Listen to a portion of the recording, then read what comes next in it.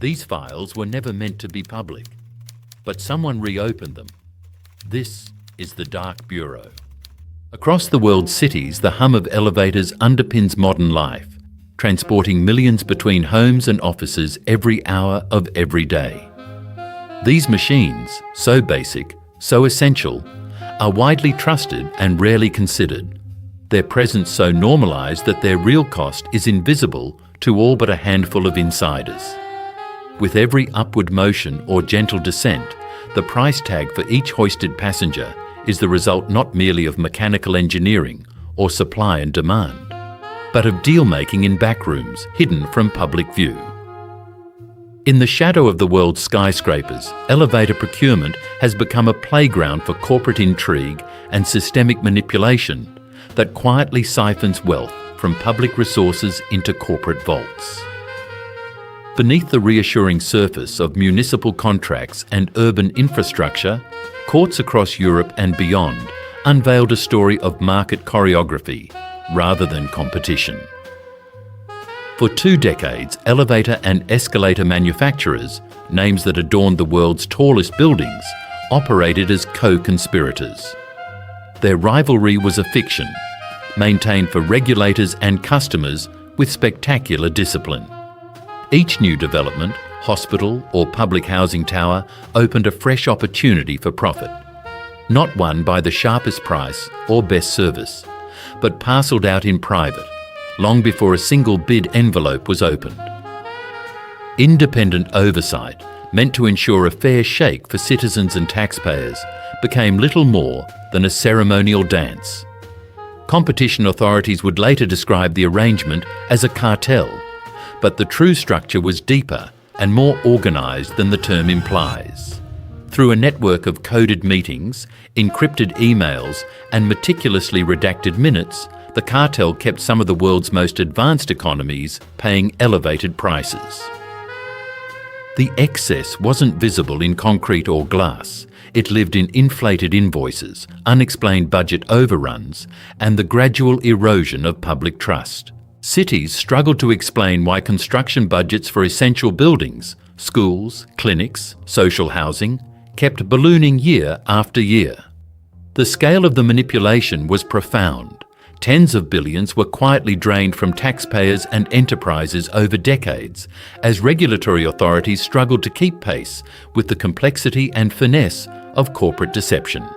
When the first lawsuits reached courtrooms in Germany, Spain and Belgium, officials described feeling blindsided, forced to scrutinise their own systems and confront the underlying vulnerabilities of public procurement.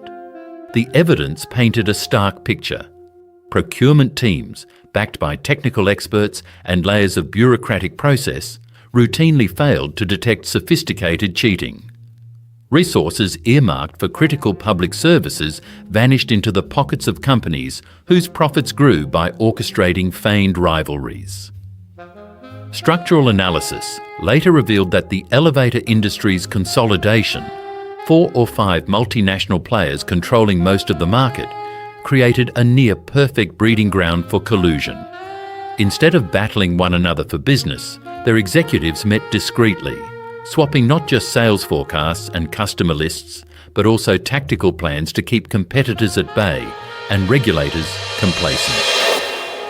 To expose this shadow system, investigators would have to untangle a web stretching across continents, balancing forensic accounting with the realities of political influence and legal manoeuvring. At its heart, the elevator cartel replicated the structure of many modern oligopolies, a closed circle of dominant suppliers controlling an indispensable service. They divided territory and contracts in a rigorously systematic way, assigning cities, regions, or even entire countries to a designated consortium member. The choreography was meticulous. Bid prices would be harmonised to create the illusion of spirited competition, with the agreed winner submitting the lowest offer and rivals offering superficially competitive but ultimately non-winning proposals. The cartel's advantage lay in its ability to make every tender seem legitimate, while assuring every participant would eventually receive its share. Under the surface, losses on one contract were compensated by orchestrated victories on another, with secret offset payments made through shell subsidiaries and complex accounting manoeuvres. Supporting this machinery was an information network as sophisticated as the elevator technology itself, plausible deniability for upper management, code words in emails, off-the-record gatherings in hotels or conference centres, and encrypted handhelds for passing sensitive data. Procurement officials, operating in good faith, believed in the market's integrity. Regulators, meanwhile, saw only what looked like textbook public bidding. But data analysts reviewing years of tender results found that prices marched upwards together in synchronised steps, unaffected by local variations or economic downturns, a pattern that defied all economic logic except for collusion. The system's greatest strength, its vastness and complexity, was also an Achilles heel. Amidst the relentless pace of multinational deals and constant instructions to destroy evidence, sloppiness crept in. A forgotten fax, an ambiguous notebook entry, or an offhand reference to usual partners in an internal meeting. These fragments surface slowly through the work of mid-level whistleblowers, junior analysts, or occasionally disillusioned executives. Some blew the whistle to regulators out of conscience, others after losing internal political battles, and a few in exchange for leniency agreements. Gradually, European competition agencies began to listen more carefully. The first investigation struggled against a wall of legal obfuscation.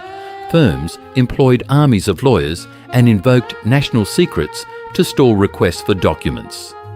Still, as cross-reference tips accumulated, a structural pattern emerged. The same names, the same suspicious timing, the same statistical anomalies in both pricing and contract allocation. By the early 2000s, a narrow Belgian inquiry had ballooned into an international affair, quickly enveloping France, Germany, Spain and Italy, then reaching out to parallel markets in Asia and the Middle East. The breakthrough came with a coordinated series of dawn raids, meticulously timed visits by law enforcement and regulators to corporate headquarters and regional offices, launching simultaneously in multiple countries. Investigators collected thousands of pages of records, computer hard drives, and encrypted phones. It was only in the forensic recovery of deleted emails and hidden spreadsheets that the cartel's true architecture became clear. Analysts reconstructed correspondence detailing which contracts would be rigged, who would win and lose, and even the mechanics of side payments to keep the system balanced. These discoveries established, beyond statistical doubt, that the elevator marketplace had long been insulated from risk and genuine rivalry, its outcomes engineered to perfection. National and EU-level regulators now faced an unprecedented challenge, proving not just that a few bad actors had cheated, but that the whole procurement apparatus, buttressed by complacency and corporate power, had been structurally vulnerable. Subpoenas and search warrants led to courtroom battles over data privacy and cross-border enforcement, stretching national and European legal frameworks to their limits. Forensic accountants prepared elaborate statistical analyses to demonstrate that price trends couldn't be explained by market factors or cost inputs alone. Once the thread was pulled, the scope expanded globally. Documents and emails revealed that the cartel had developed mirrored arrangements among subsidiaries operating in Eastern Europe, the Gulf, and Southeast Asia. What at first appeared to be European-centric misconduct soon emerged as a distributed, highly adaptive system, blending centralised control with regional improvisation. Economic modelling showed that contracting authorities around the world, municipalities in Istanbul, housing agencies in the UK, transit authorities in Hong Kong, had all paid inflated prices. The actions of a few boardrooms in Zurich or Helsinki rippled outward, affecting millions of people far from the original conspiracy's home base. The exposure of this international system forced senior government officials to reconsider the adequacy of existing oversight, and reform procurement practices. The case also opened a broader discussion about market concentration, transnational corporate governance, and the challenges of enforcing anti-collusion laws in industries with high barriers to entry. The institutional backlash was ferocious, as it needed to be. The European Commission and multiple national authorities levied fines totalling almost €1 billion, shattering previous records for competition-related penalties. Several senior executives were banned from industry boards, some faced criminal charges, and multinationals were forced to overhaul their compliance programs from the inside out. Shareholder activism intensified, leading to high-profile boardroom purges and unprecedented scrutiny of senior management practices. Losses were not only financial, years of overpriced maintenance contracts remained locked in, with penalty clauses that forced city authorities to continue paying outdated rates well after the conspiracy ended. Many public agencies, constrained by legacy agreements, struggled to renegotiate or litigate their way out, and as a result, funds that could have built playgrounds, classrooms or clinics instead lined corporate treasuries for years after the headlines faded. Institutional trust eroded further with each new revelation, as lawmakers and citizens realised that the elevator cartel was symptomatic of deeper vulnerabilities facing all public procurement, vulnerabilities that went far beyond one sector or continent. Governments responded by pushing sweeping regulatory reforms. New requirements mandated electronic tendering, real-time publication of all subcontracts, and robust whistleblower protections, the latter designed to ensure that anyone able to reveal collusion could do so without risking their livelihood or freedom. Compliance audits became standard across sectors previously considered low risk.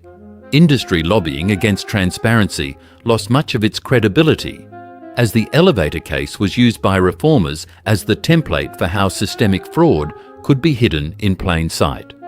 The consequences extended even to public education.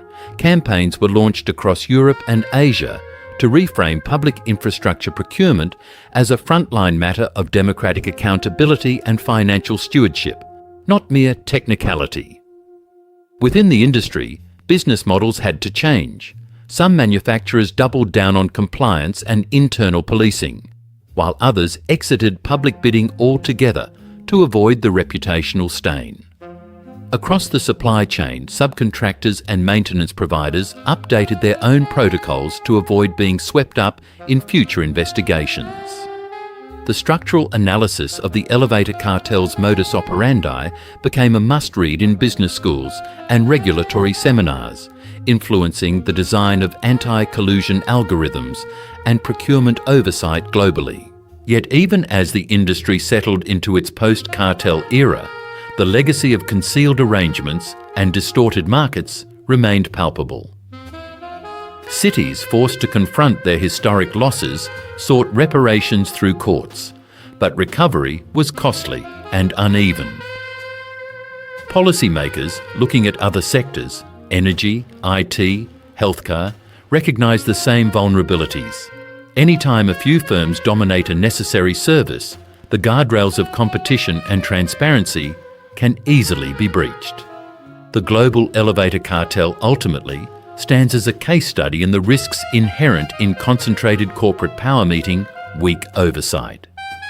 It is a story of structural weakness as much as criminal intent, a reminder that no matter how routine or tangible the infrastructure, the lines between competition and collusion remain perilously thin unless subjected to persistent institutional vigilance, ongoing scrutiny, and a public unwilling to accept shadows for transparency.